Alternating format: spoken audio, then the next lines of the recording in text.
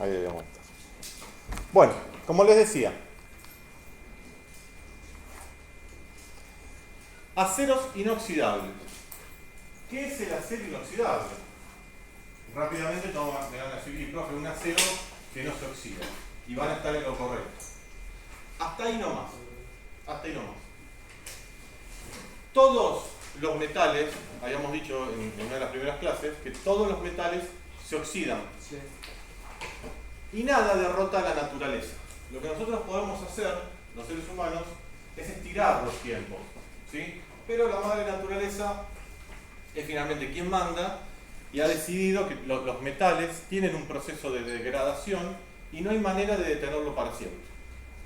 ¿Cuál es la diferencia? Cuando hablamos de aceros inoxidables, hablamos de aceros que tardan muchísimos más años en oxidarse o que lo hacen de una forma controlada. Como todos los metales ya dijimos que se oxidan, también tenemos que decir que cada metal tiene una forma particular de oxidarse. Cada metal se oxida a su manera. Si hablamos del hierro, ¿sí? que se termina transformando en acero al carbono, el hierro tiene una mala manera de oxidarse. El óxido siempre ataca desde las capas exteriores, las que están en contacto con el agua, sobre todo con el oxígeno, debe ir a parar la oxidación. Es un proceso químico, la degradación del metal por efecto del oxígeno. Si está bajo el agua, lo que actúa es tanto el oxígeno y además terceras sustancias, lo que genera no es oxidación sino corrosión. Por ejemplo, la sal marina en el hierro no lo oxida sino que lo corroe, pero a su vez la corrosión exprima de la oxidación y la facilita. Bueno, un despelote. Para que eso no ocurra y para que tengamos productos que nos duren más tiempo del necesario, nos hemos abocado a mezclar el hierro, el acero al carbono, con metales que oxidan bien. ¿Qué significa que oxida bien? Es raro. Pero por ejemplo, el cromo, como todo metal se oxida, pero el cromo, ¿cómo es el proceso de oxidación del cromo? La primera capa de oxidación del cromo es una capa muy estable, ¿sí? Esa capa que el residuo que queda, que es el metal oxidado, es muy estable y protege lo que hay abajo. Lo mismo pasa con el aluminio, ¿sí? De hecho, alguna vez habrán escuchado hablar de aluminio anodizado, que es más caro, viene de colores. Bueno, el anodizado es un proceso de oxidación físico-química controlado, hecho en una cuba electrolítica, donde lo que se hace básicamente es oxidar a propósito la capa de arriba, pero esa capa de arriba protege la capa de abajo. En el acero al carbono, cuando se oxida la capa de arriba, se oxida en forma de escamas y la oxidación, el oxígeno sigue penetrando continuamente, las escamas se separan hasta que se llega a la degradación total del metal. Por lo tanto, nos hemos ingeniado, el ser humano se la ha ingeniado de hacer aleaciones, ustedes se acuerdan lo que es una aleación, con el hierro, aliándola con metales que oxidan bien, y eso le da propiedades al acero que hacen que dure un montón de tiempo. Y ahí es donde tenemos los aceros inoxidables, ¿sí? El acero inoxidable no es, lo aclaro porque me preguntan, no es un metal que se saca de la montaña. No hay acero inoxidable en la montaña. Lo que nosotros sacamos es hierro, con todas las cualidades que ya explicamos, ¿sí? Y después se transforma en acero inoxidable mezclándolo. Es una característica que sea inoxidable, ¿no? Es una característica, exactamente. Porque no es la única ventaja del acero inoxidable que sea inoxidable. Tiene otras características que ahora las vamos a ver. Bien. Para estar considerado en la industria que un acero es inoxidable, tiene que tener un mínimo de 10,5% de otro metal que se llama cromo.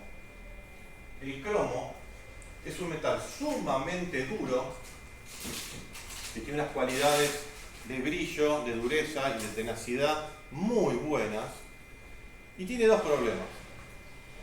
Es caro porque hay poco. Y si queremos usar el cromo cromo para hacer mucho quilombo y la cerramos. Si queremos fabricar piezas de cromo, solamente de cromo, no nos van a durar. Son súper duros, sí. Está acabando, porque la botella no creo que dije. Ay, bueno, gracias. Gracias, me gusta que estés atento.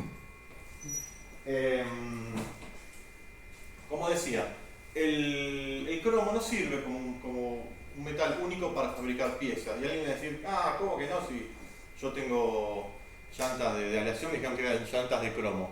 Lo que tienen es una llanta metálica que tiene un porcentaje de cromo. Y lo importante de esa llanta es que tenga cromo, porque le da brillo, le da dureza, pero no es cromo puro, ¿sí? Hay muchos metales que solos no sirven mucho para nada, pero que son fundamentales para hacer las mezclas. Sí. ¿Se puede usar, por ejemplo, en un 80% de cromo o se usa así por el demás? Yo no conozco productos que tengan tanto. Pero si te digo, si tengo que decir cuáles son los máximos porcentajes de cromo, honestamente te miento. Esto es el caso de los aceros inoxidables, pero hay aleaciones que tienen más porcentaje de cromo, pero no sé hasta cuánto se puede llevar. Pero sí se puede ir sumando. Pero en el caso de inoxidables, tiene que tener más del 10% de cromo para ser considerado ser inoxidable, ¿sí? También suele tener, normalmente, otros metales como el níquel. El níquel es otro metal muy duro, que tiene un excelente brillo, por lo tanto se le agrega al acero, ¿sí? Molibdeno, otro material, sí. 60% de cromo es lo máximo que se usa en aleaciones con níquel. ¿Y tenés algún ejemplo ahí?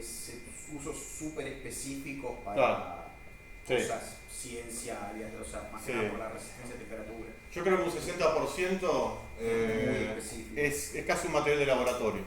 No le encuentro uso para algo que tenga un 60% de cromo. Sumado que es muy caro y además, chicos, la industria está para ganar plata. Donde yo voy a gastar mucha plata haciendo algo, por ejemplo, con mucho cromo, digo, ¿hay algo más barato que lo haga parecido? Sí, bueno, vamos a eso. Gastamos la plata. Estamos hablando todo acá, todo se mueve por plata, ¿no? Entonces, dijimos, para ser considerado un acero inoxidable, pregunta de parcial. ¿Qué necesita un acero para ser considerado inoxidable? Que tenga no menos de 10.5 como mínimo, ¿sí?, de cromo, y además suele tener níquel y molibdeno.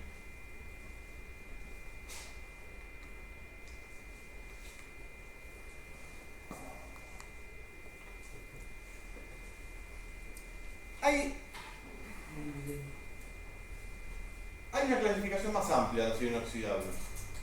Nosotros la resumimos en 3 para que no se vuelvan locos. Pero hay algunas más. Estas son las 3 principales. Y tienen nombres que para los que tenemos un poco de dislexia nos cuesta un poco pronunciar, pero tenemos aceros inoxidables martensíticos, aceros ferríticos y aceros austeníticos.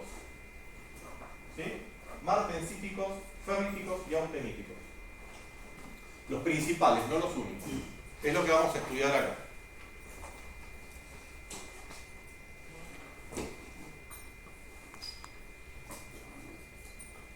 Vamos a hablar del acero inoxidable martensítico.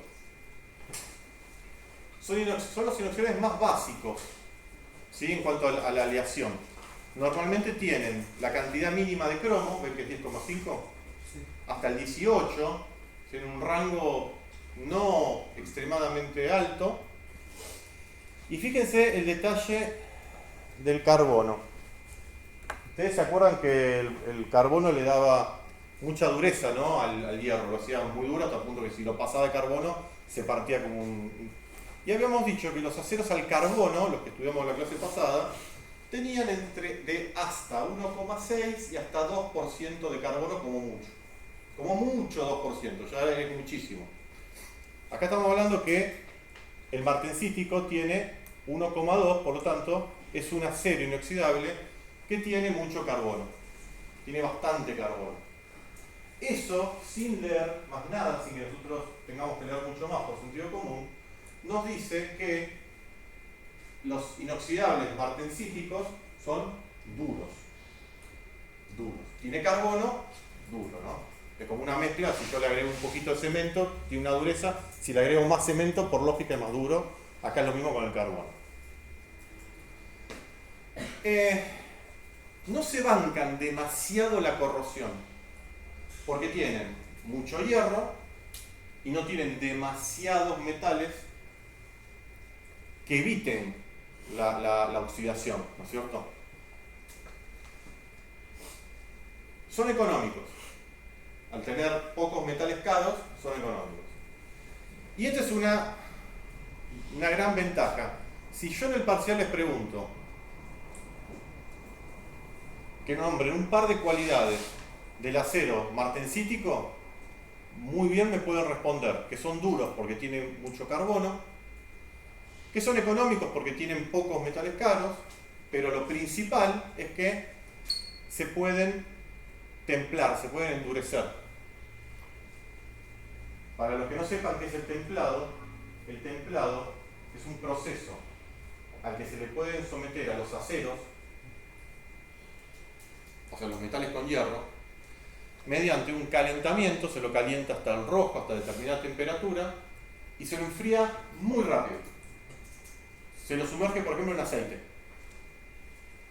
No en agua, depende del tipo de templado que se haga, pero normalmente si se pone en agua, se endurece tanto que se parte. El aceite absorbe un poquito más lento la temperatura, pero se enfría inmediatamente, ¿no? Está el rojo, lo sumerjo en aceite, lo dejo un rato, y cuando lo saco, ese hierro está mucho más duro que antes, ¿sí? Hubo un reordenamiento molecular que hizo que sea mucho más duro. Después hay un proceso posterior que se llama revenido, porque normalmente se pasa de temple, se pone en un horno con temperaturas de 200, 300, 400 grados, se deja un tiempo y ese metal se estabiliza y ya queda duro. Los cuchillos, ¿sí? Los cuchillos que ustedes tienen en sus casas, sobre todo los grandes para cocinar, no tanto el Tramontina, que sí está endurecido porque no lo necesita tanto, pero sí los cuchillos están endurecidos, ¿sí? Porque si no duraría muy poco el filo. Y los cuchillos, que son la mayoría que tienen ustedes, son de acero inoxidable, necesitan este proceso. Son comparativamente menos resistentes a la corrosión. Y acá van a ver algo que se repite, dice grados tipo IC. ¿Qué es IC, profe? Bueno, IC es un organismo, es de Estados Unidos, de hecho creo, perdóname si me olvido, bueno, estudié hace mucho esto, creo que la A es de American, la I es de Iron, la S es de Steel y la I es de Instituto, o sea, Instituto Americano del Acero y el Hierro. El hierro y el acero. Es un instituto que lo que se dedica es a generar, a dividir los tipos de acero, nomenclarlo, es decir, ponerle un nombre, en este caso un número. Entonces, ¿qué es lo que nos da eso? Que si un noruego necesita usar acero 414, es el mismo que voy a usar yo. No importa dónde esté. Es un lenguaje universal. Esto está hecho para que cuando el mundo cada vez es más chiquito, obviamente. Entonces, cuando yo hablo de un tipo de acero, del otro lado del mundo, o el que está al lado, me entienda y sepamos que es el mismo material. ¿Sí? Entonces, IC es el organismo que le pone nombre, en este caso le pone número, a los inoxidables. Por eso es que lo van a ver y hay una relación con los números. Ejemplo de inoxidables martensíticos. Fíjense, se usa mucho en cuchillería, se usa mucho en instrumentos quirúrgicos, ¿sí? Se usa mucho en cosas que necesiten filo.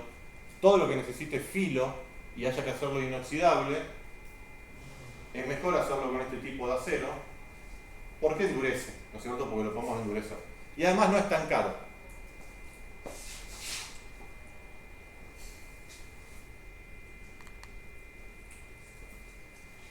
El segundo de los tres es el inoxidable ferrítico. ¿Cuáles son las cualidades del ferrítico? Tiene mucho cromo. Y fíjense la cantidad de carbono que tiene.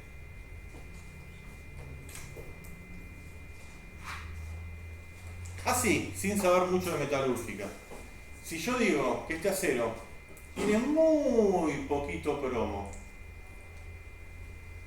¿qué les da a pensar? Muy poquito carbono, perdón. Tiene muy poquito carbono. Es muy dúctil, blando. Es Es muy dúctil. Muy dúctil, muy blando, muy bien, Se puede moldear.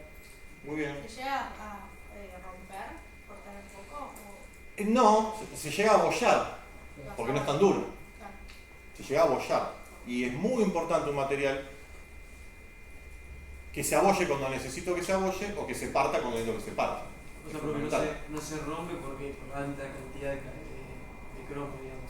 Tiene mucho cromo, pero lo que le cambia realmente, lo que le permite hacer, por ejemplo, chapa de acero inoxidable, Sí. es que tenga muy poco carbono. Ah, Su falta de carbono es lo que le da ductilidad. ¿Sí? Lo hace maleable. Puedo hacer chapas con esto. ¿Se acuerdan cuando hablamos en la clase pasada de la fundición de hierro? Y yo les decía, es imposible hacer chapa con fundición de hierro. Es extremadamente duro, no me permite, no puedo hacer chapa. ¿Cómo es una chapa? Esto es chapa.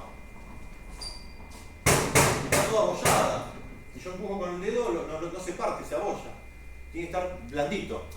Eso además se logra con espesores, ¿no? Porque eso es tan finito que... Pero bueno, no lo podría hacer con fundición. Volvemos a los inoxidables. Tiene otra repropiedad el ferrítico. Es magnético. ¿Sí? También decía que era magnético. ¿Cuál? El anterior. Sí, también es magnético. Sí. De hecho, de los tres, el último que vamos a ver es el único no magnético. Y vamos a explicar por qué es no magnético. O sea, tanto a este como al anterior, yo le acerco un imán, tac, y se agarra. Y al último vamos a ver, no. Entonces, características del ferrítico. Tiene poco carbono, por lo tanto, lo puedo laminar. Es dúctil. ¿Sí? Sirve para lugares donde hay muchísima temperatura. Tiende a deformarse muy poco. Tiene mucha resistencia a la corrosión. ¿Sí?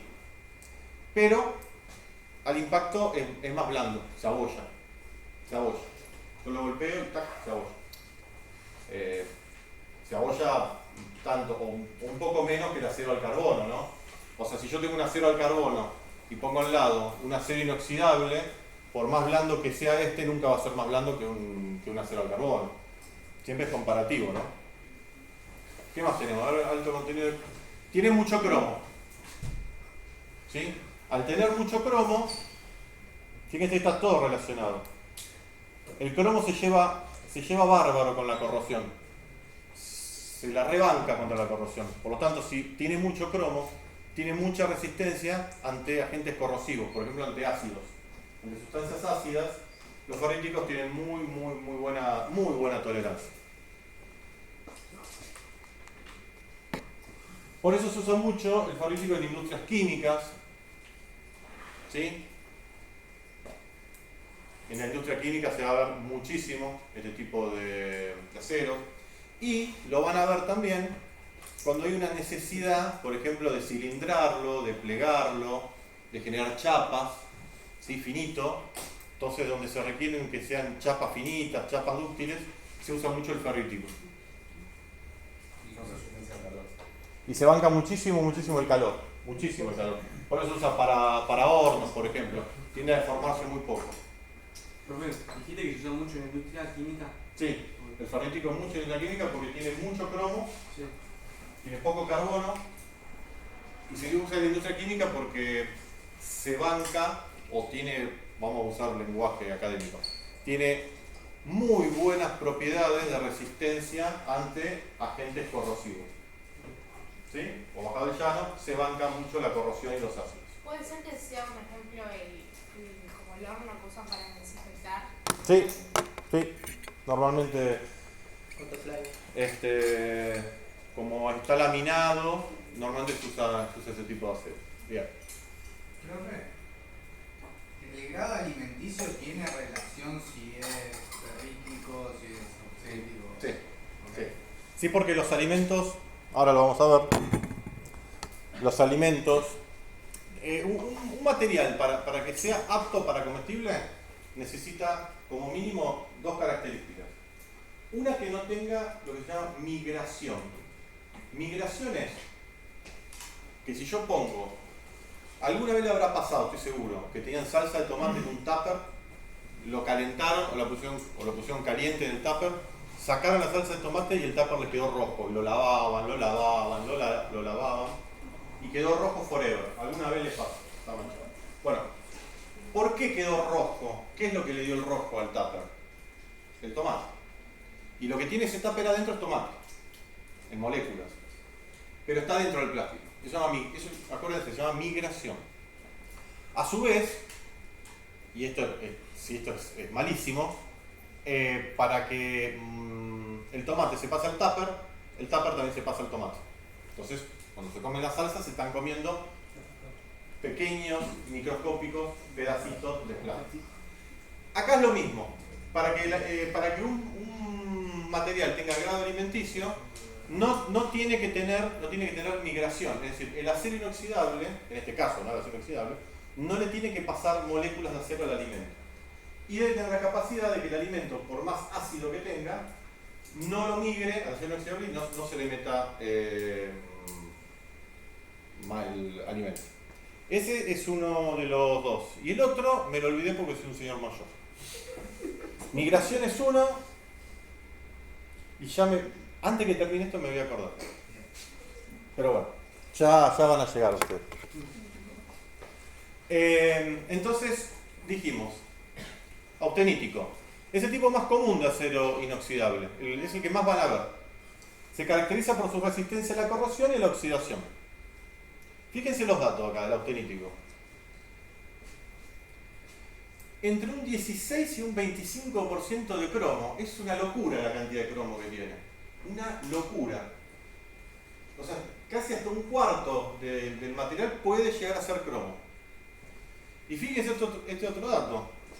Entre un 8 y un 20% de níquel. O sea que si yo sumo, yo puedo tener tranquilamente un acero donde tenga más o menos un 60% de hierro, pero solo un 60%, el otro 40% es níquel y es cromo. Sí, quería preguntar eso, que si la cantidad de níquel es relativa a la cantidad de cromo, No. si son independientes. Son independientes, depende de lo que vos quieras, depende exactamente la característica que vos necesites. Por ejemplo, si vos querés hacer una llave fija, vos vas a tener necesidades de palanca de tracción, de compresión, ¿sí? Que va a hacer que, esto es un estudio químico, nosotros acá química no damos y no es lo que a nosotros nos interesa, pero que va a tener proporciones muy exactas de tanto de níquel como de cromo, dependiendo los tipos de esfuerzos que tenga. Y la calidad que vos quieras ofrecer, porque yo puedo venderte un acero, se le suele decir al cromoníquel, porque tiene mucho cromo y mucho níquel, de baja calidad y simplemente la llave te va a durar menos. Se va a partir o se va a abrir. ¿Por qué? Porque es un acero de dudosa procedencia, ¿no? Y fíjense el carbono, chicos. No 0,3, 0,03. O sea, en mil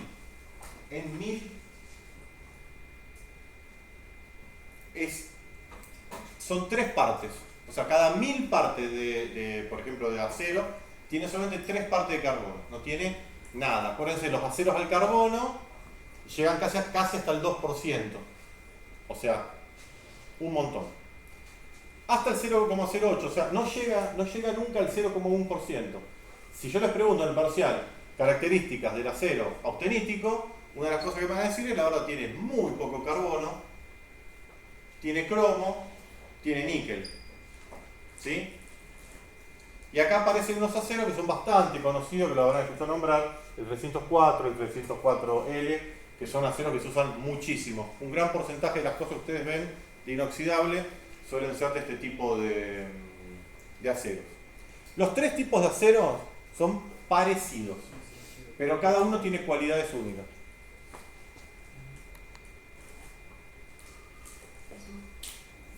Fíjense, estamos hablando, perdón, bueno, esto ya, austenítico, estos son ejemplos del austenítico, ¿no? Ahí está.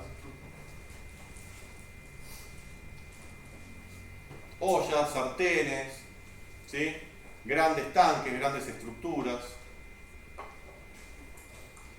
Esto tiene que soportar también, se tiene que bancar contra los elementos ácidos, ¿no es cierto? Aunque esté transportando leche, es alimento, tiene un grado de acidez y no tiene que atacar de ninguna manera esto. Si no, acuérdense, migración, ¿no? Le pasa moléculas de acero al alimento. Cuando empecé a buscar los ejemplos, todos tenían la característica en común de que apuntaban a lo que era la industria alimentaria. Sí, claro. Es lo más sensible. Es lo más sensible. Es un tema alimentos, chicos, con los... No le damos mucha bola, pero... Bueno, nada que ver, porque no hablamos todavía de aluminio, pero por ejemplo, el aluminio tiene un alto nivel de migración a los alimentos. Altísimo. Las pizzeras. Claro. De hecho, mamá o la abuela alguna vez le habrá dicho no guardes en la heladera los alimentos en la olla de aluminio.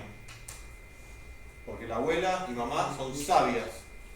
Y quizás la abuela no tiene mucha idea de lo que es la migración, pero sabe que hace mal.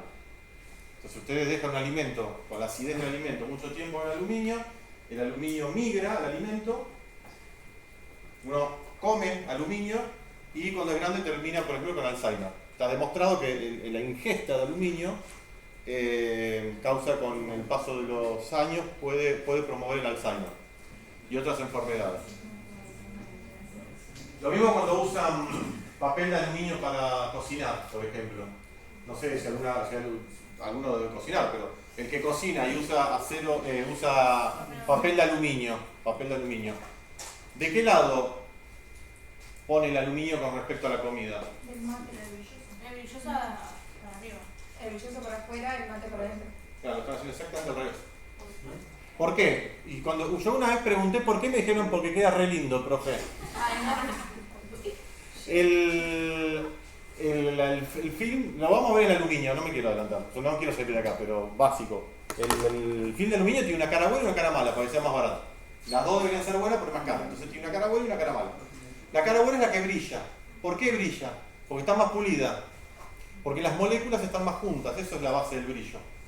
Cuando yo quiero que algo se opaque, separo las moléculas, genero micropitting, el pitting son como pequeños huequitos, pero hay que verlo con un gran microscopio, y eso me genera que sea opaco y no brilloso. Bueno, justamente para evitar de que haya migración del aluminio, hay que ponerlo la parte brillante hacia adentro y del lado afuera la parte opaca. Nada, aprendiendo a cocinar en Tecno 2. Los inoxidables más utilizados, ya terminamos. Algunos ejemplos de los inoxidables que más se usan, porque hay muchos, pero la mayoría son como muy de nicho. Lo que más vamos a usar son, por ejemplo, el inoxidable del 304, ¿sí? Es austenítico, también es el más versátil. Resiste los impactos físicos, o sea, los golpes, tiene una muy buena característica de resistir impactos, manoseos, caídas, y se usa en equipamiento de cocina y tanques de almacenamiento. O sea, la mayoría de los equipamientos de cocina, que no todos, ¿no? Pero la mayoría, y los tanques que almacenan, por ejemplo, líquidos, están hechos con 304.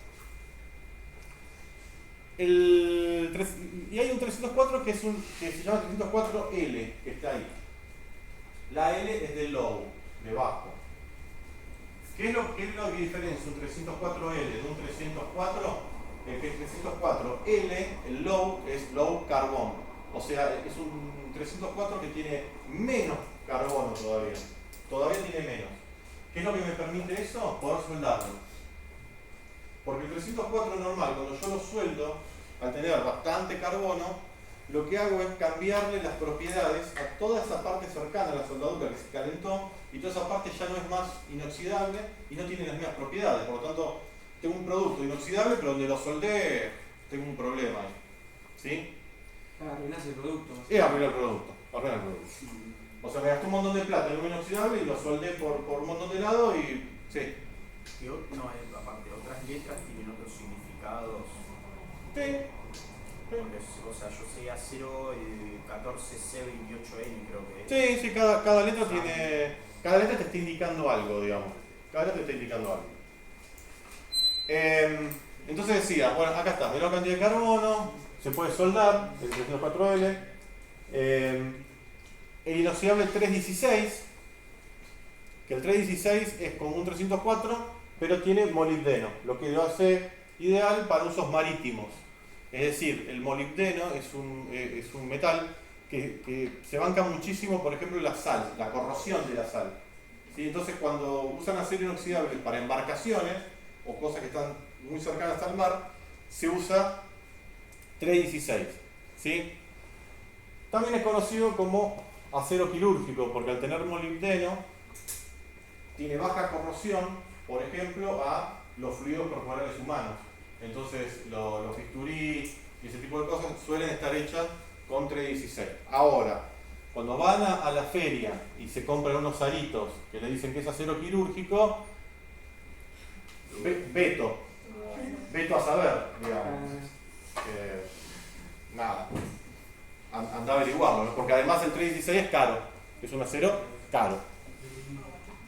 El 430 posee una excelente ductibilidad, o sea, se pueden hacer hilos, se pueden hacer chapas, ¿sí? Es un acero que me permite moldearlo, doblarlo, estamparlo, estirarlo.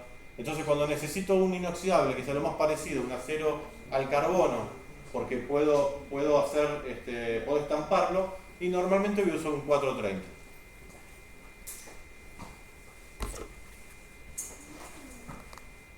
Eso fue todo. ¿Alguna duda, chicos? Bueno, ¿qué es importante de esta teoría?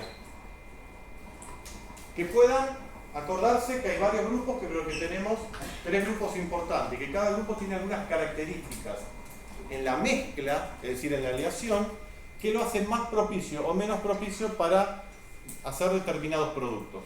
Como digo siempre en todas las clases, yo uso el material más apropiado que exista, o al menos el que puedo pagar. Si no lo puedo pagar porque es muy caro, me tengo que ir a un costado y buscar algún plan B. ¿No es cierto? Bien. Vamos a ver ahora un videito que dura solamente 4 minutos, pero que está muy bueno. Lo eligió Leo, así que si no les gusta, ahí lo tienen. De un flaco hablando un poquito. Tiene un error garrafal el video. Uno solo, que cuando lo vi dije, ay, está buenísimo, pero... Yo lo vi, pero para mí tiene una explicación y la encontré desde este punto, desde el lado docente. A ver si es la misma. La del carbono. Ay, qué suerte que lo viste. Pero para mí porque no quiso detenerse mucho en lo que es la composición y dijo básicamente que el acero, el hierro, el carbono y lo dividió ahí al 50. Sí, alerta de spoiler. El tipo en un momento habla de la diferencia entre el acero al carbono y el acero inoxidable, que el acero al carbono es mitad hierro y mitad carbono. ¿Qué? ¿50% de carbono? Nada, le pegas con la mano y lo rompes, o sea, no existe. Pero para mí tiene ese pequeño error, por eso de decir, bueno, para no hacerlo tan abultado, digamos que hierro y carbono y bueno. Por eso. No tengo sonido, ¿verdad? En este momento, miles de tanques, tuberías y reactores de acero inoxidable. Malísimo, ¿no? No, andate a la oficina. Sí. Bajen un cachito y buscar los parlantes.